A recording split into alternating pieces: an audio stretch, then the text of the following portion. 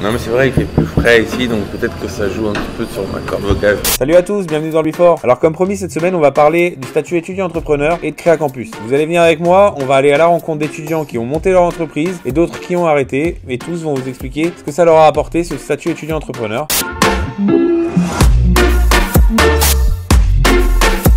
Saisonnier. On n'est pas encore créé, on est en train de déposer nos statuts. Là, ça va se faire d'ici une semaine, 2 semaines. Alors en fait, on est parti d'un constat assez simple, c'est qu'il y a beaucoup d'actifs qui ont peu de temps pour manger parce que des réunions qui s'enchaînent, des rendez-vous, ou ils rentrent le soir, ils n'ont pas envie de faire à manger. Donc nous, on veut apporter une alternative à ce qui existe déjà, c'est-à-dire pas mal de junk food et de fast food. Donc on veut pouvoir proposer à ces actifs justement de manger sain et équilibré à un prix abordable avec des produits locaux. J'ai été étudiante entrepreneur en décembre 2016, à partir de décembre 2016 en fait, que j'avais participé à Créa Campus et on m'a proposé ce statut pour donner une dimension un peu plus réelle au projet. Donc j'ai obtenu le statut et je l'ai renouvelé en septembre cette année. Parce que Pépite, ça apporte quand même vraiment quelque chose, c'est un accompagnement qui n'est pas négligeable puisque ça nous donne vraiment une crédibilité. Moi, c'est ce que j'ai pu remarquer. Donc à partir du moment où j'ai demandé le statut, j'ai pu obtenir des rendez-vous avec des professionnels, etc. et être encadrée. Ça m'a aussi permis de connaître l'association Voyelle dans laquelle je suis marrainée par Vanessa. Et ça nous permet vraiment de rencontrer plein d'acteurs, tout l'écosystème de l'entrepreneuriat et ça soutient pas mal les projets des étudiants. Oui, donc l'an dernier, on n'a rien gagné. Mais ça nous a permis de structurer le projet. On avait monté une première équipe, donc on était 6. Et on a tous travaillé sur pas mal de points du projet jusqu'à produire le business plan. Mais après ça, donc, on n'est que 2 de l'équipe à être restés pour le continuer en réel, puisque les autres continuent leurs études, etc. Donc ça nous a permis de tester une première fois l'idée et de voir si elle était viable ou pas du tout. Alors là, actuellement, je suis en master de langue affaires et commerce international à l'Université de Lettres d'Orléans. Et avant ça, j'avais fait 2 années de prépa économie-gestion à Lyon. Donc je pense que c'est ça qui m'a donné un peu tout le côté commercial, etc. Et j'ai bifurqué en langue en L3, je suis revenue à Orléans l'an dernier et là du coup je suis dans mon master. Comme en septembre, je me suis retrouvée avec bien plus de temps libre que lorsque j'étais en prépa. J'ai cherché d'autres choses à faire à côté de mes études parce que je voulais rentrer dans une école de commerce. Donc il fallait que je fasse des choses à côté. Du coup j'ai tenté Créa Campus pour ça. Vraiment de base c'était complètement fictif et c'était pour avoir une expérience supplémentaire. Sauf que je me suis prise au jeu et j'ai changé mon projet et du coup j'ai préféré me lancer dans la création d'entreprise plutôt que d'entrer dans une école loin d'Orléans. Oui c'est ça, on espère pouvoir vivre de ça rapidement. J'ai été étudiant entrepreneur sur l'année universitaire 2016-2017 en même temps que ma formation d'ingénieur généraliste à l'INSA Centre-Val de Loire sur la ville de Blois. Avec Maxime Noël, on a décidé d'arrêter notre projet entrepreneurial parce qu'en fait on n'avait pas les fonds nécessaires pour lancer l'activité, mais aussi parce qu'on n'avait pas l'équipe nécessaire pour lancer notre projet. Il nous manquait des profils par exemple commerciaux, mais aussi des profils très spécialisés dans le big data, ce genre de choses, pour lancer notre activité, parce qu'en fait en tant que formation, avec notre formation d'ingénieur généraliste, on n'avait pas toutes les compétences pour lancer notre projet.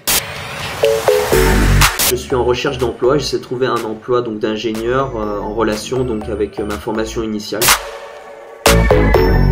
Qu'est-ce que m'a apporté le statut étudiant-entrepreneur? Alors déjà, je pense que le statut étudiant-entrepreneur, ça m'a permis de faire beaucoup de rencontres. Déjà, grâce au programme Pépite Starter, on a pu rencontrer de nombreux étudiants entrepreneurs qui partageaient un peu notre vision de l'entrepreneuriat, mais aussi des professionnels et justement des entrepreneurs dans l'âme, notamment au sein du labo d'Orléans, qui nous ont un peu partagé leur expérience, mais aussi qui nous ont aidés dans de nombreux ateliers et nous ont permis de développer nos capacités, nos compétences dans le monde de l'entrepreneuriat qu'on n'a pas forcément dans notre formation initiale. Retranscrire ce que j'ai appris grâce à Pépite dans mon job, c'est un petit peu compliqué parce que comme j'ai dit, je suis en recherche d'emploi. Mais je pense que ça m'a beaucoup aidé déjà dans les entretiens d'embauche parce que je suis un petit peu plus à l'aise à l'oral, ce qui n'était pas forcément le cas avant. Et aussi ça m'a permis un petit peu d'apprendre un petit peu à mieux me vendre entre guillemets, parce que c'est un petit peu ça aussi le fait d'être entrepreneur, c'est d'essayer de vendre son projet, de vendre son équipe, parfois même de se vendre face à des investisseurs. Sauf que là on va dire qu'au lieu d'être face à des investisseurs, on est face à des recruteurs et il faut essayer de se vendre entre guillemets pour intégrer une entreprise. Oui, forcément, en partie, puisque c'était quand même un projet qui me tenait à cœur avec Maxime, mais j'en tire quand même beaucoup de points positifs. Déjà, donc de nombreuses compétences, comme je le disais auparavant, capacité, on va dire, de présentation, l'aspect relationnel, aussi des compétences, notamment sur les business plans, ce genre de choses qu'on n'a pas forcément dans notre formation initiale. Et aussi, j'en tire beaucoup de rencontres, parce que le fait d'avoir rencontré d'autres étudiants entrepreneurs, etc. On a vraiment pu s'épanouir durant cette année, donc j'en tire quand même de nombreux points positifs. On est aussi allé à la rencontre d'une des organisatrices du concours Créa Campus et je vous propose qu'elle nous explique un peu plus en quoi consiste ce concours. Salut Gaël.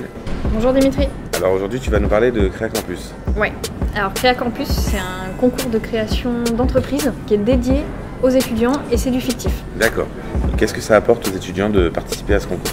Alors pour ceux qui ont un projet de création, c'est plutôt bien parce qu'il y a tout un accompagnement, mais pour ceux qui n'ont pas de projet de création, ils peuvent développer leur réseau. On a à peu près 25 structures qui interviennent sur Créa Campus, donc récupérer des cartes de visite pour trouver des stages ou des emplois.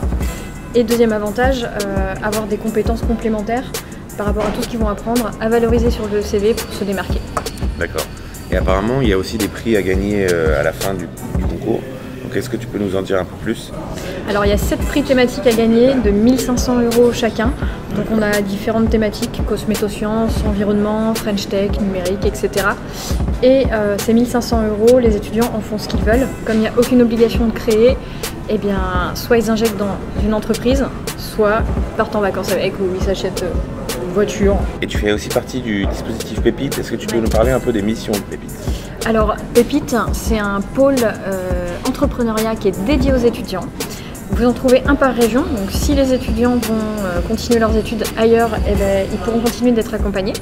Donc l'objectif, c'est accompagner les étudiants qui ont un projet de création et ceux qui n'ont pas de projet de création, leur proposer des actions liées à l'entrepreneuriat, mais assez fun, où ils vont pouvoir trouver, comme je disais, réseau et compétences. D'accord. Et donc Pépite, vous cadrez aussi le statut étudiant-entrepreneur?